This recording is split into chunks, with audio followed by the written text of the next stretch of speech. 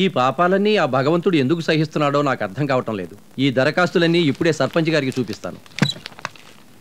సర్పంచ్ గారు, ఈ దరఖాస్తులన్నీ ఆడవాళ్ళవి. ఒక్కొక్క ఆడదాని దగ్గర 200 రూపాయలు తీసుకొని సంతకాలు పెట్టండి, పోండి. భర్త చనిపోయిన వాళ్ళ దగ్గర ఏం తీసుకుంటాంలేండి. నీ బొంగేం పోయిందయ్యా? నువ్వు ప్రభుత్వ ఉద్యోగివి, ఎలక్షన్ల గొడవలు ఉండవు, కార్యకర్తలకు పైసా ఖర్చు పెట్టే పని ఉండదు, ఓట్లు కొనుక్కునే కర్మ ఉండదు. నెల నెలా గవర్నమెంట్ వారు ఇచ్చే జీతం దర్జాగా బ్యాంకులో వేసుకుంటావు. ఒక్కో పెన్షన్ కాగితానికి 200 రూపాయలు తీసుకోండి. 100 మీకు, 100 నాకు, పోండి. 200 లంచమా? బొట్టు చెరిగిన ఆడవాళ్ళమండి. తిండికి కూడా గతి లేక గదా పింఛన్ అడుగుతోంది. వచ్చే పంచాయతీ ఎలక్షన్లకి ఈ నా కొడుకు దగ్గర ఓటుకు 1000 రూపాయలు తీసుకున్నాం. ముందు పని కానివ్వండి. పరధరాపహర పరధారాపరఖల భీషణాయ ఖరసూకరకాసర ఫేరవ నిభజన కర్తనాయ సంతాడిత రిపు సంపీడిత జన సంరక్షణాయ ప్రాగల్భ్యం.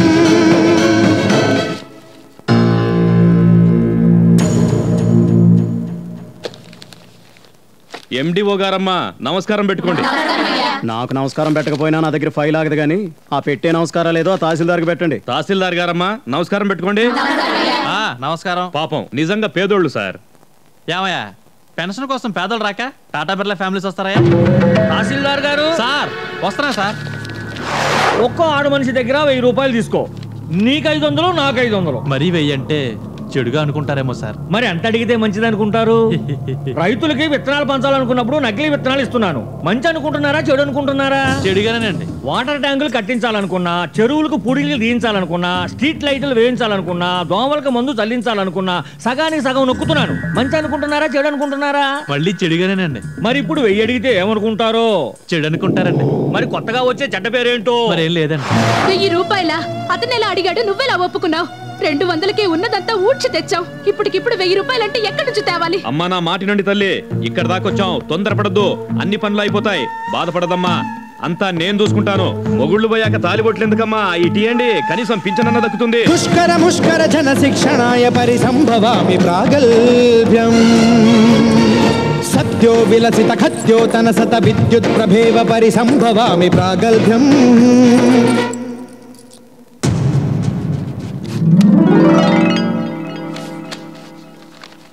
అమ్మ, ఆర్డీఓ గారికి నమస్కారం పెట్టండమ్మా. నమస్కారం అమ్మా. సార్, మీరు సంతకం పెట్టినందుకు ఎంత ఇవ్వాలి సార్? పంచాయతీ ఆఫీసులో 200 చొప్పునిచ్చామండి. మండల ఆఫీసులో 1000 రూపాయలు చొప్పునిచ్చాం. మీరు ఇంకా పెద్ద ఆఫీసర్ కదా, ఎంత ఇవ్వాలో చెప్పండి. ప్రభుత్వోద్యోగుల్లో అందరూ లంచం తీసుకోరు తల్లి. పింఛను వెంటనే ఇప్పించేలా చేస్తానమ్మా.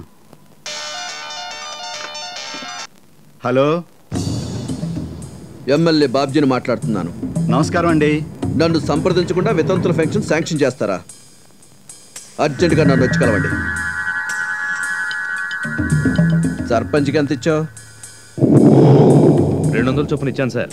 మండల ప్రెసిడెంట్కి 1000 రూపాయలు చొప్పున ఇచ్చాను సార్. మరి ఎమ్మెల్యేకి ఎంత ఇప్పిస్తావు? మనిషికి 2000 రూపాయలు అడుగుతున్నారమ్మా, ఏం చేద్దాం?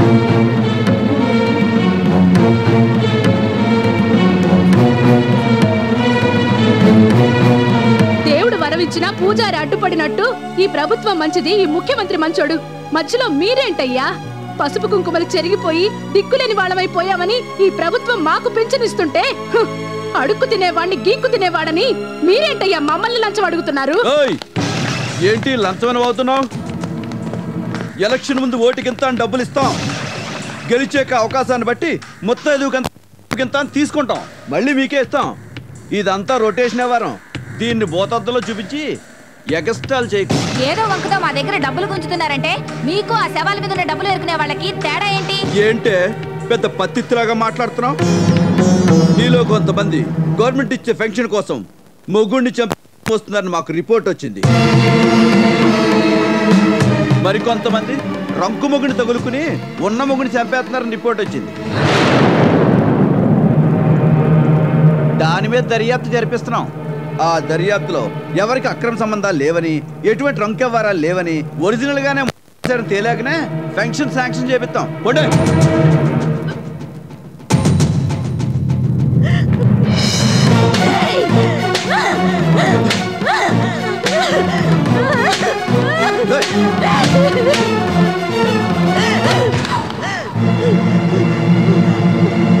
దొంగెదవా, నువ్వు ఒక అమ్మకి అప్పకి పుట్టుంటే పొట్టు జరిగిన ఆడవాళ్ళ గురించి నువ్వు ఇంత నీచంగా మాట్లాడవరా?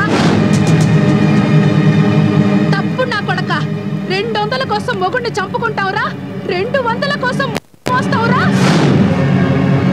ఏ ఆడదానికైనా ఇలాంటి చెత్త నాయాలు మొగుడైతే తప్ప వాణ్ణి చంపి పోయాలనుకోదురా.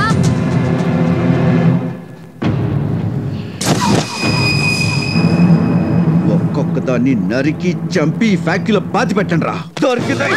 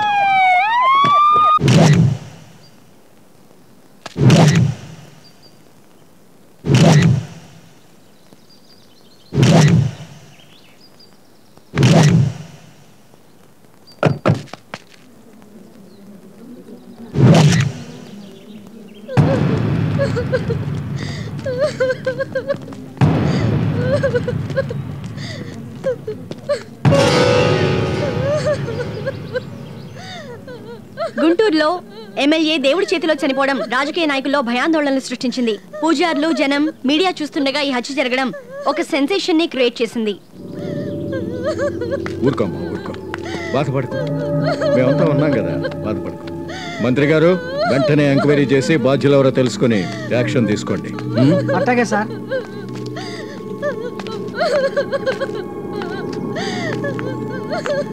మంత్రి గారు, ఈ హత్య నిజంగా దేవుడే చేశాడంటారా? దేవుడే చేస్తున్నాడని మీరే కన్ఫర్మ్ చేస్తున్నారు కదా, మళ్ళీ మమ్మల్ని అనటం దేనికి? ఎగతాళి కాకపోతే. చనిపోయిన ఎమ్మెల్యే ఒక అవినీతి పరుడని, అందుకే దేవుడు చంపాడని పబ్లిక్ అనుకుంటున్నారు. దీనిపై మీ కమెంట్? ఓ పక్క సిచ్యువేషన్ ఇలా ఉండగా మీరంతా ఇలా మాట్లాడడం పద్ధతి కదమ్మా. సార్, జరిగిందేంటో తెలియకుండా కంక్లూజన్ రావడం కష్టం. ఈ కేసుని స్పెషల్ టీం కప్పచెప్పానులే.